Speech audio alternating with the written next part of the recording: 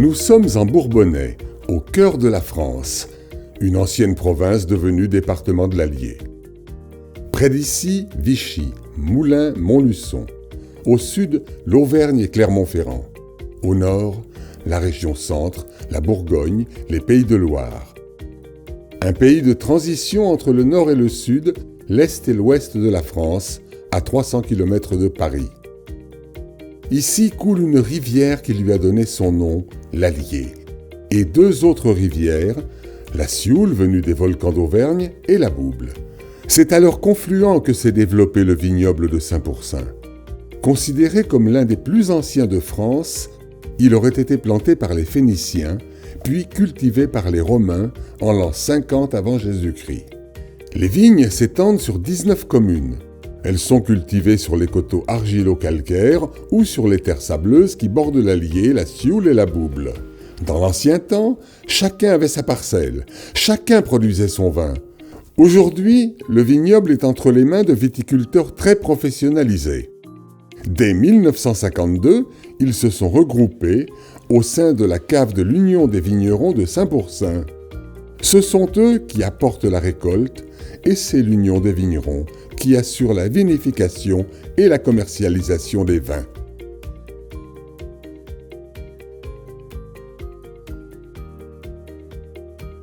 Saint-Pourçain a remarquablement marqué l'histoire, puisque du Moyen-Âge à la monarchie absolue, le vin de Saint-Pourçain était la boisson des nobles et des bourgeois. Et surtout, c'était le vin favori des rois de France, la dynastie des Bourbons étant dans notre région. Au siècle dernier, les Auvergnats et les Aveyronnais de Paris, que l'on appelait vulgairement les bougnats, ont remis à l'honneur le vin de Saint-Pourçain en le servant aux petits zingues. C'est le comptoir de bar. Et depuis les années 80, ce sont nos meilleurs ambassadeurs dans la capitale. Le groupement de vignerons créé en 1952 a permis de sauver une partie du vignoble de Saint-Pourçain au moment où celui-ci était menacé de disparition. Dans les années 80, la cave a pris son essor en mettant en place l'apport total de la récolte et une politique commerciale cohérente, ce qui a nécessité une restructuration et un agrandissement des bâtiments et aussi le renouvellement des matériels de vinification. Tout ceci a été réalisé dans les années 90 à 2000. Sous la houlette de vignerons de plus en plus professionnalisés, engagés dans le développement de la qualité et de l'agriculture durable, la cave se veut être le moteur du vignoble. Nous avons mis en place la maîtrise des rendements, le contrôle des raisins à la vigne, la litre raisonnée, le paiement à la qualité et la traçabilité. Tout ceci a amélioré la qualité gustative de nos vins et aussi leur renommée au-delà du contexte régional. En mai 2009, les 25% ont obtenu l'appellation d'origine contrôlée, gage supplémentaire de qualité. Et surtout, la cave de l'Union des vignerons peut s'appuyer sur des viticulteurs motivés, soucieux de leur environnement et un personnel compétent pour garantir l'originalité de nos vins sur des marchés concurrentiels. Le vignoble de Saint-Pourçain, un des vignobles les plus anciens de France. Au fil et à mesure des années, on a essuyé la crise du phylloxéra, 1895 chez nous. Et donc le Saint-Pourçinois a été replanté, je dirais, avant la guerre 14. Quand ceci était fait, l'idée était venue de conserver, enfin d'implanter sur le site du château de Chareil, en accord avec le Centre des Monuments Nationaux, ce vieux cépage. Et ce sont 10 cépages que nous vendangeons le même jour, que nous assemblons à la vendange. Les efforts des viticulteurs ont porté tout naturellement sur la méthode de culture de la vigne.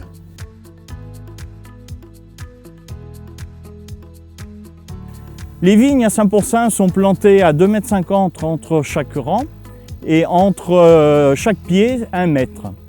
Ces densités de plantation permettent un ensoleillement maximum pour chaque rang et aussi un nombre de raisins par pied qui permet de se rapprocher un maximum du rendement autorisé.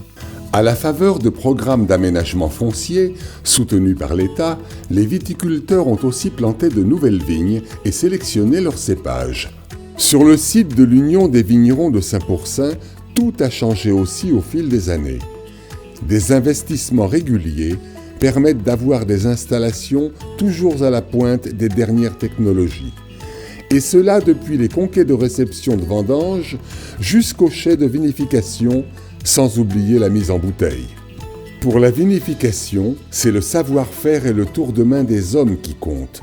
Marier les cépages, Saisir les expressions aromatiques des différentes provenances, voilà la mission de l'énologue. À l'Union des vignerons de Saint-Pourçain, nous avons deux grandes problématiques à résoudre pour le moment des vinifications. Tout d'abord, le fait que nous ayons un vignoble multicépage. En blanc, nous avons du chardonnay, du tressalier, qui est le cépage vraiment typé de l'appellation, et également un petit peu de sauvignon. Bien évidemment, ces cépages ont des dates de maturité différentes, et il va falloir adapter la date de récolte pour avoir vraiment l'optimum de maturité de chaque cépage. En rouge, on retrouve le même souci avec du gamay et du pinot noir. Et donc on va, dans un premier temps, sélectionner les cépages, les isoler et les vinifier séparément. Deuxième problématique, à Saint-Pourçain, nous avons trois grands types de sols, puisque nous avons des sols argilo-calcaires, nous avons des sols sableux, le sable du Bourbonnais, très typé de l'appellation, et également un petit peu de sous-sol granitique. Et si on veut obtenir le meilleur de chaque terroir, il faut les vinifier séparément, adapter la vinification la meilleure à chaque terroir, et donc tout ce travail va se faire pendant les vendanges par des sélections de terroirs et de cépages. La Ficelle, un vin jeune et friand qui illustre bien la richesse des arômes du vin de Saint-Pourçain. Un vin de légende. En l'an 1487, Sieur Gauthier, tavernier à Saint-Pourçain, fut à l'origine de la Ficelle. Dans son estaminet enfumé et fort sombre, Sieur Gauthier servait le vin dans des pichets en terre et en étain. Or, ceci ne lui permettait pas d'évaluer avec précision la consommation de ses clients, ce qui lui valait toujours des discussions interminables. C'est alors qu'il eut l'idée de plonger un bout de ficelle dans les pichets en faisant un nœud correspondant aux mesures 25 et 50 centilitres. Ainsi naissait la légende de la ficelle. Chaque année, le premier samedi de décembre, le lancement de la ficelle crée l'événement. Les amuseurs s'y donnent rendez-vous autour des grands noms du dessin humoristique. C'est la ficelle, c'est la ficelle. Qui c'est qui fait glouglou? C'est la ficelle de chez nous. Tinius et Honoré étaient... Enfin, j'oublie pas les autres non plus. Tinius et Honoré, c'était deux dessinateurs de la ficelle. Il y a aussi les autres dessinateurs qui n'ont pas eu le temps de dessiner la ficelle. Moi, je tiens à dire vraiment que c'était deux bons vivants qui aimaient le vin, la bouffe, la camaraderie, la fête, tout ça, quoi. Et je trouve que le fait qu'ils choisissent d'utiliser le dessin de presse, le dessin d'humour, ça montre l'esprit de ce vin, quoi. Le vin de la fête, du partage, de la convivialité, du plaisir d'être ensemble et tout ça, quoi. Et sans la pesanteur de se dire on fait un... On se la joue pas. Voilà, on se la joue pas, ouais, exactement. Non, mais c'est vrai que dans le vin, il y a toute la gamme, et la ficelle, on sent que c'est le vin de la fête.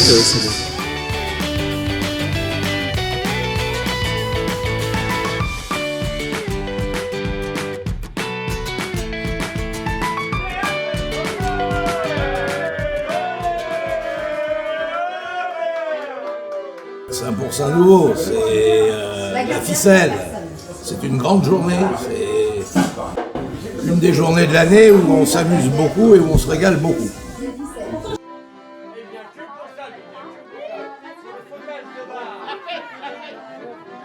Saint-Pourçain, c'est un vin qui est très agréable à boire. C'est un vin qui est sur le fruit, léger. Et c'est d'ailleurs pour ça qu'on en boit pas mal. Et dont on se porte très bien après. Oui, il y a plusieurs compagnons qui sont là, mais parce que comme ils aiment bien nos établissements et Paris, une fois par an, on leur rend visite, mais une fois par an, eux nous rendent visite.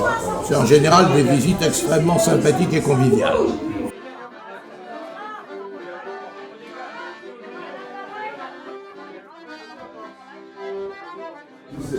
Le vin est bon et les gens qui le font sont très sympathiques. Voilà.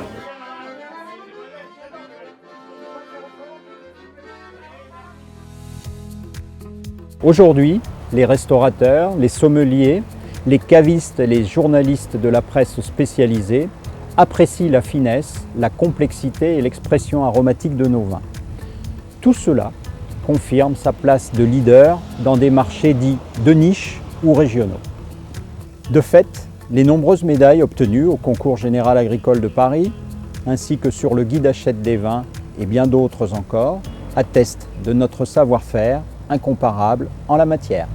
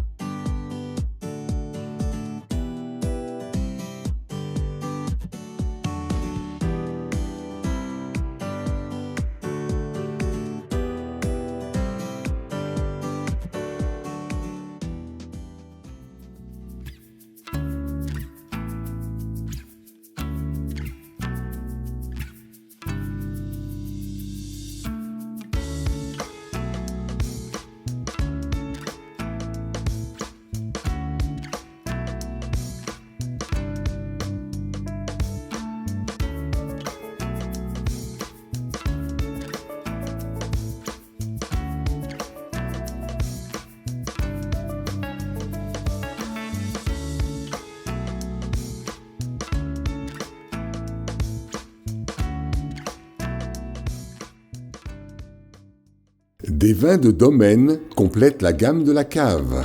Le domaine de la Croix d'Or, situé sur la commune de Chemilly, est entièrement planté sur les sables du Bourbonnais, l'ancien lit de l'Allier, ce qui donne à ce domaine une structure très soyeuse et délicate. Alors, la spécificité du domaine de la Croix d'Or, c'est un terrain sablonneux et très léger, profond. La vigne va chercher sa source, ses ingrédients pour puiser au fond du sol, dans un sol sablonneux, ce qui fait un peu la différence par rapport au reste du vignoble, qui est plutôt argilo-calcaire. Et nous avons des vins qui sont atypiques du vignoble, parce qu'ils sont fruités, mais ronds, soyeux. Le domaine de Chinière, quant à lui, se trouve sur la commune de Saulcé, un village de vignerons sur des sols argilo-calcaires, ce qui donne des vins de Saint-Pourçain offrant de grandes expressions du terroir. Donc, bienvenue au domaine de Chinière. Donc, le domaine de Chinière que j'exploite depuis une trentaine d'années. Le domaine a été donc constitué par mon arrière-grand-père à la suite du phylloxéra, donc il a été restructuré. De 3 hectares de vignes à cette époque, nous sommes passés à environ 14. Autrefois, le cépage rouge était dominé par le gamay et le tressaillé pour le blanc, avec un petit peu de chasselas et puis d'aligoté. À la restructuration, tout était amélioré. Je cultive à peu près 30% de pinot et 70% de gamay. En ce qui concerne le blanc, nous avons introduit le chardonnay pour environ 2 tiers, 1 tiers de tressaillé. Donc le tout est assemblé là au domaine. Je prends soin de la vinification et par la suite, l'Union des vignerons assure la commercialisation. La cuvée Lo Montonio dispose d'une belle robe rouge grenat avec des arômes élégants de griotte et de fruits noirs, relevés d'une pointe épicée de poivre et de coriandre.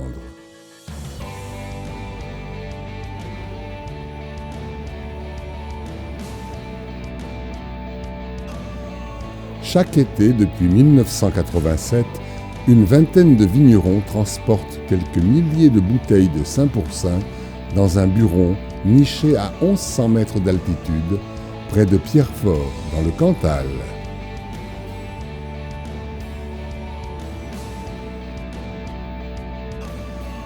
Après avoir été manipulées une par une, les bouteilles sont disposées en piles et séjourneront ainsi pendant 2 ans dans l'obscurité et dans un silence absolu.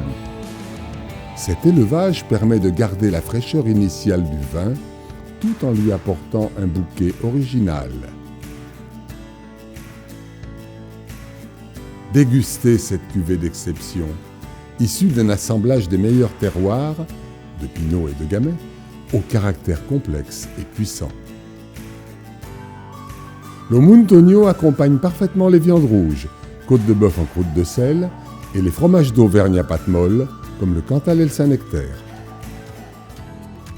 De plus en plus demandé par les amateurs étrangers depuis une dizaine d'années, le Saint-Pourçain s'exporte vers l'Angleterre, dans les pays nordiques, au Canada et aussi dans les pays plus exotiques comme le Japon et l'Australie.